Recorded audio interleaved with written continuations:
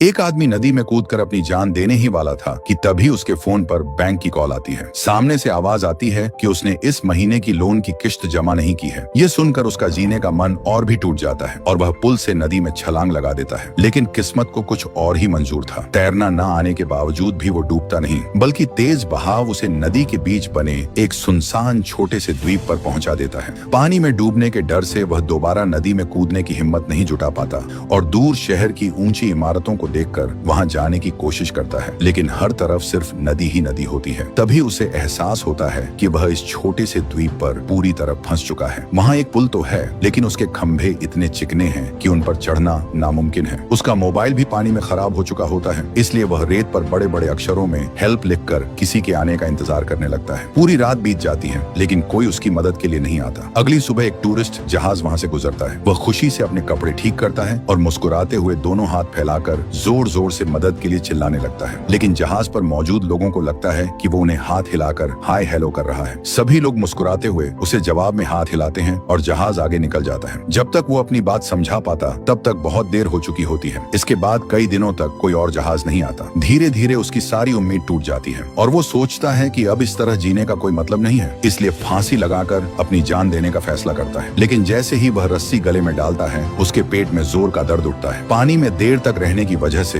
उसका पेट खराब हो चुका होता है। वो झाड़ियों में बैठा होता है, तभी उसकी नजर जमीन पर उगे छोटे छोटे फूलों पर पड़ती है। वह एक फूल तोड़कर छकता है और हैरान रह जाता है, क्योंकि उसका स्वाद बहुत मीठा होता है। उसी स्वाद के साथ उसे अपना बचपन याद आ जाता है। उसकी आंखों से आंसू निकल आते हैं। उसे एहसास होता है कि बीता हुआ समय कभी वापस नहीं आता। काफी देर रोने के बाद उसका दिमाग शांत हो जाता है और वो सोचता है कि अगर एक दिन इस द्वीप पर मरना ही है तो फिर आज ही मरने की इतनी जल्दी क्यों। इसके बाद वह नदी का गंदा पानी भी पी लेता है, जंगल में उगे मशरूम भी खा लेता है और अपने ऊपर चढ़े कर्ज की भी चिंता छोड़ देता है। उसे लगता है कि जब मौत तय है तो अब किसी बात का डर नहीं बचा। अगले दिन उसकी सोच पूरी तरह बदल चुकी होती है। वह रेत पर लिखा हेल्प मिटा देता है और उसकी जगह हेलो लिख देता है। अब अगले दिन से उसकी जिंदगी पूरी तरह बदलने लगती है। अब वह हर दिन मरने का इंतजार करने के बजाय जीने की कोशिश करने लगता है। आइलैंड पर सामान ढूंढते समय उसे किनारे पर फंसी हुई एक बतख वाली नाव मिलती है। अपना घर कभी न खरीद पाने वाला ये आदमी मजाक में उसी नाव को अपना घर बना लेता है। अब उसके पास बारिश और धूप से बचने की एक छोटी सी जगह भी होती है। कुछ दिनों बाद रोज रोज मशरूम खाकर वह परेशान हो जाता है। उसे मांस खाने का मन करता है। वह इधर उधर से रस्सियां और प्लास्टिक की पट्टियां इकट्ठी करके मछली पकड़ने का जाल बनाता है, लेकिन घंटों मेहनत करने के बाद भी एक भी मछली हाथ नहीं लगती। फिर वह भाले से मछली पकड़ने की कोशिश करता है, लेकिन भाला मछली में लगने के बजाय जमीन में धंस जाता है और वह खुद गिरते गिरते बचता है। इसके बाद उसकी नजर जंगली बत्तखों पर जाती है। वह धीरे धीरे उनके पास पहुंचने की कोशिश करता है, लेकिन बत्तखें उसे ऐसी घूरती हैं कि उसकी हिम्मत ही जवाब दे देती है। फिर वह जंगली मुर्गी पकड़ने के लिए जाल बिछाता है, लेकिन मुर्गियां उससे कहीं ज्यादा चालाक निकलती हैं। आखिर में वह पेड़ पर बैठे पक्षी को पकड़ने की कोशिश करता है। पूरी ताकत से पेड़ पर चढ़ने की कोशिश करता है, लेकिन उसकी पैंट तक घिस जाती है और वह ऊपर जाने के बजाय फिसलकर और नीचे आ जाता है। तब वह खुद पर हंसते हुए सोचता है कि शायद उसकी किस्मत में अभी सिर्फ मशरूम खाना ही लिखा है। तभी एक दिन उसे समुद्र किनारे कपड़े धोने वाले लिक्विड की एक बोतल मिलती है। वह खुश हो जाता है कि चलो इतने दिनों बाद सिर तो अच्छी तरह धो पाएगा। लेकिन जैसे ही वह झाग बनाकर बाल धो रहा होता है, तभी उसकी नजर नदी में तैरती हुई कुछ मछलियों पर पड़ती है, जो उस एक्सपायर्ड डिटर्जेंट के कारण मर गई थी। उसे इससे ज्यादा फर्क नहीं पड़ता, क्योंकि कई दिनों बाद उसके हाथ असली खाना लग गया था। वह लकड़ियां जलाकर मछलियां भूनता है। उनमें डिटर्जेंट की हल्की सी गंध जरूर होती है, लेकिन उसके लिए वह अब तक का सबसे स्वादिष्ट खाना था। अगले दिन किस्मत फिर उसका साथ देती है। वह देखता है कि मछली की हड्डियां खाने आई एक जंगली मुर्गी भी मर चुकी है। वह उसे भी पकाकर बड़े मजे से खाता है। इतने दिनों बाद पेट भरकर खाना मिलने से उसके चेहरे पर पहली बार सच्ची मुस्कान दिखाई देती है। धीरे धीरे आइलैंड की जिंदगी उसकी आदत बन जाती है। शुरुआत में जो जगह उसे जेल जैसी लगती थी, अब वही उसे सुकून देने लगती है। शहर का शोर, भाग दौड़ और तनाव अब उसे याद भी नहीं आता। वह पेड़ों के बीच घूमता है, पक्षियों की आवाज सुनता है, हवा का आनंद लेता है और अकेले ही छोटी छोटी चीजों में खुशी ढूंढने लगता है। कभी चीड़ के फलों से गोल्फ खेलता है और जब अच्छा शॉट लग जाता है तो खुद ही अपने लिए तालियां भी बजा देता है। एक दिन फिर से एक बड़ा पर्यटक जहाज वहां से गुजरता है, लेकिन इस बार वह उसे देखकर मदद के लिए नहीं भागता, बल्कि वो बिना कुछ कहे चुपचाप जंगल के पीछे छिप जाता है। उसी पल उसे एहसास होता है कि शहर की भीड़, तनाव और जिम्मेदारियों से कहीं ज्यादा उसे इस छोटे से आइलैंड की शांत जिंदगी पसंद आने लगी है। अब उसे यहाँ से भागने की नहीं, बल्कि यहीं जीने की इच्छा होने लगी थी। लेकिन उसकी यह शांत जिंदगी ज्यादा दिनों तक वैसी नहीं रहती। एक दिन उसे समुद्र किनारे कचरे के बीच इंस्टेंट नूडल्स का एक खाली पैकेट मिलता है। पैकेट पर बनी तस्वीर देखकर ही उसके मुंह में पानी आ जाता है। तभी उसे पता चलता है कि उसके अंदर मसाले का पैकेट अभी भी बचा हुआ है। वह हैरान रह जाता है कि आखिर कौन ऐसा इंसान होगा जिसने नूडल्स तो खा लिए लेकिन मसाला ही नहीं डाला। उस दिन के बाद उसे नूडल्स खाने की बहुत इच्छा होने लगती है।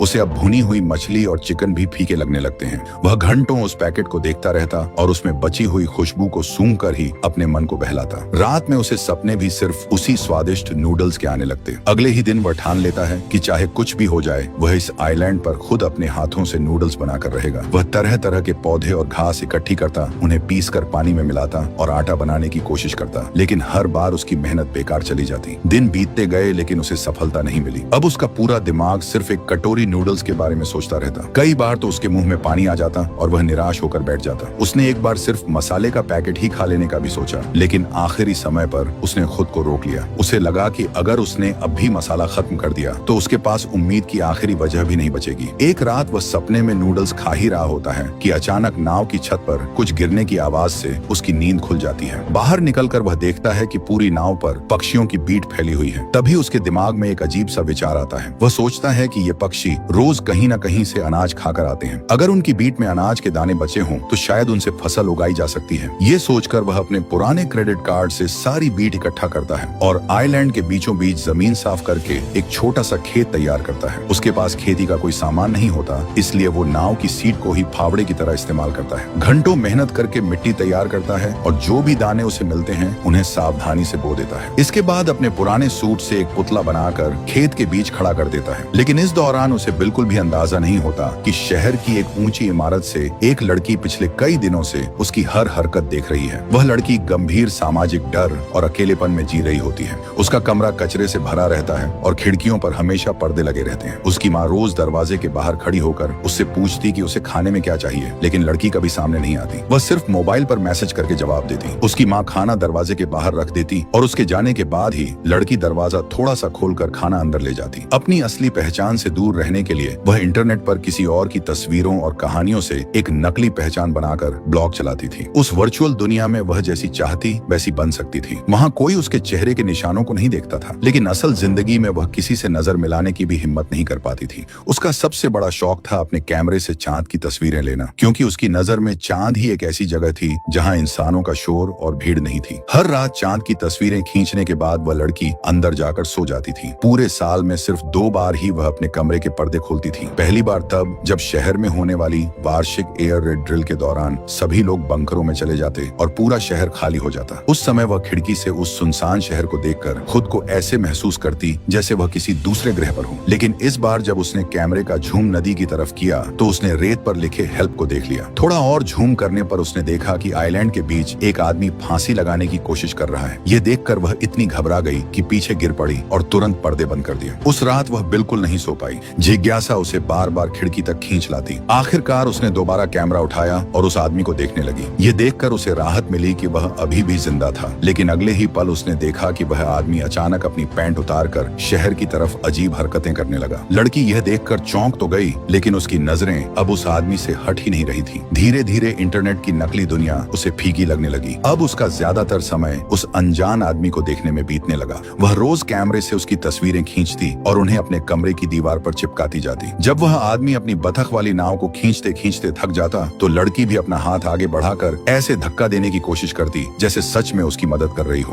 पहली बार उसके मन में किसी इंसान से जुड़ने और उससे बात करने की इच्छा जागी थी। तभी एक दिन वह आदमी हमेशा की तरह समुद्र किनारे कुछ काम की चीजें ढूंढ रहा था। तभी अचानक उसकी नजर एक अजीब सी चमक पर पड़ी। उसने ऊपर देखा तो एक कांच की बोतल पेड़ की शाखा में फंसी हुई थी। वह जल्दी से बोतल उतार कर खोलता है। अंदर सिर्फ एक सफेद कागज था जिसमें हेलो लिखा था। ये देखकर वह हैरान रह गया। उसे तुरंत याद आया कि कुछ दिन पहले उसने भी रेत पर हेलो लिखा था। वह नदी के किनारे जाकर दूसरी तरफ देखने लगा कि कहीं कोई सचमुच उसे देख तो नहीं रहा। फिर अचानक उसके दिमाग में आया कि शायद सामने कोई सनकी या अजीब इंसान रहता हो। ये सोचकर उसने तुरंत अपने पुतले की पैंट उतारकर खुद पहन ली, ताकि अगर कोई उसे देख भी रहा हो तो वह बेवजह शर्मिंदा न हो। लेकिन उसके मन की बेचैनी खत्म नहीं हुई। सच जानने के लिए उसने भी एक जवाब को रेत में लिख दिया। अगले दिन ठीक उसी जगह उसे फिर एक बोतल मिली। कांपते हाथों से उसने उसे खोला। इस बार अंदर उसके संदेश का जवाब था। अब उसे यकीन हो गया कि नदी के उस पार कोई ऐसा इंसान है जो उससे बात करना चाहता है। उस दिन के बाद उसकी जिंदगी फिर बदल गई। अब वह अकेला नहीं था। हर नए संदेश के साथ उसके अंदर जीने की नई उम्मीद जागने लगी। वह पहले से कहीं ज्यादा मेहनत से अपने खेत में काम करने लगा और फिर एक सुबह उसकी मेहनत रंग लाई। मिट्टी से एक छोटा सा मकई का पौधा पौधा बाहर निकल आया था। वह घुटनों के बल बैठकर उसे देर तक देखता रहा। उसकी आंखों में खुशी के आंसू थे। उसे महसूस हुआ कि अगर यह पौधा बड़ा हो गया तो एक दिन वह अपने हाथों से आटा बनाकर आखिरकार अपने सपनों वाले इंस्टेंट नूडल्स भी बना सकेगा। लंबे समय बाद पहली बार उसे भविष्य का इंतजार अच्छा लगने लगा। दिन बीतते गए और मकई का पौधा धीरे धीरे बड़ा होने लगा। वह हर रोज उसकी देखभाल करता जैसे वह कोई साधारण फसल नहीं बल्कि उसकी नई जिंदगी की उम्मीद हो। लेकिन तभी एक दिन अचानक एक डिलीवरी बोट द्वीप के किनारे आकर रुकी। उसमें से एक डिलीवरी बॉय उतरा और उसके सामने गर्मा गर्म नूडल्स के 3 पैकेट रख दिए। आदमी कुछ पल तक उन पैकेटों को चुपचाप देखता रहा। जिस खाने के लिए वह महीनों से संघर्ष कर रहा था वही आज बिना किसी मेहनत के उसके सामने रखा था। लेकिन अगले ही पल उसने ऐसा फैसला लिया जिसकी किसी ने उम्मीद नहीं की थी। वह तुरंत डिलीवरी बॉय के पीछे भागा और उसे रोक लिया। फिर उसने तीनों पैकेट वापस उसके हाथ में दे दिए। डिलीवरी बॉय भी हैरान रह गया कि आखिर कोई इंसान इतनी मुश्किल से मिला खाना वापस क्यों कर रहा है। आदमी मुस्कुराते हुए कहता है कि अब यह नूडल्स सिर्फ एक खाना नहीं रह गया है, ये उसकी उम्मीद, उसकी मेहनत और उसके जीने की वजह बन चुका है। अगर उसे यह सब इतनी आसानी से मिल गया तो उसके इतने दिनों के संघर्ष का कोई मतलब नहीं बचेगा। इसलिए वह चाहता है कि एक दिन वह अपने हाथों से उगाई हुई फसल से खुद यह नूडल्स बनाए। इसके बाद वह डिलीवरी बॉय से एक और छोटी सी मदद मांगता है। वह कहता है कि जिसने भी उसके लिए यह खाना भेजा है उसे उसकी तरफ से धन्यवाद जरूर कहना। तभी कुछ समय बाद नदी के रास्ते उसे फिर एक कांच की बोतल मिलती है जिसके अंदर सॉरी लिखा था। वह समझ जाता है कि नदी के उस पार रहने वाली लड़की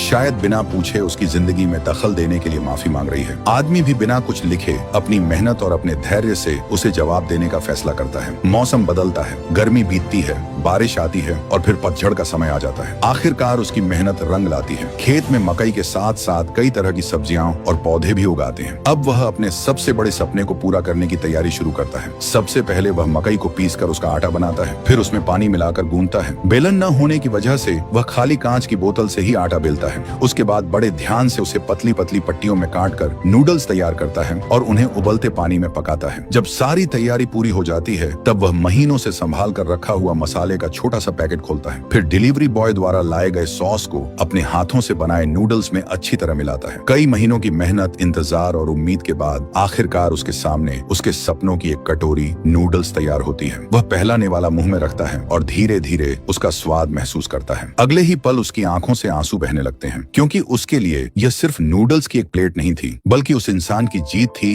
जिसने मौत को छोड़कर फिर से जीना सीख लिया था। कुछ समय बाद उसे नदी के रास्ते एक और कांच की बोतल मिलती है। इस बार उसमें उसके लिए शुभकामनाओं का संदेश था। लेकिन अब उसके मन में एक ही सवाल घूम रहा था, आखिर वह इंसान कौन है जो इतने दिनों से दूर रहकर उसकी परवाह कर रहा है। आखिरकार वह हिम्मत जुटाकर नदी किनारे एक संदेश छोड़ देता है कि वह उस अनजान दोस्त से एक बार मिलना चाहता है। उसे पूरा यकीन था कि जल्द ही जवाब मिलेगा, लेकिन दिन बीतते गए और दूसरी तरफ से कोई जवाब नहीं आया। इसी बीच एक रात भयानक तूफान आ जाता है। तेज हवाएं और बारिश उसकी महीनों की मेहनत पर पानी फेर देती है। उसका छोटा सा खेत पूरी तरह बर्बाद हो जाता है, फसल नष्ट हो जाती है और उसकी बतख वाली नाव भी तेज बहाव में बह जाती है जिससे वह टूट जाता है। अगली सुबह जैसे ही मौसम साफ होता है शहर के अधिकारी और पुलिस वहां पहुंच जाते हैं। दरअसल वो आइलैंड एक संरक्षित क्षेत्र था जहां किसी बाहरी व्यक्ति का रहना मना था, जिससे वे उसे जबरदस्ती वहां से हटाने लगते हैं। आदमी बार बार उनसे विनती करता है कि उसे यहीं रहने दिया जाए क्योंकि वह अभी किसी का इंतजार कर रहा है, लेकिन उसकी एक नहीं सुनी जाती और उसे जबरदस्ती वहां से ले जाया जाता है। दूसरी तरफ ऊंची इमारत में रहने वाली लड़की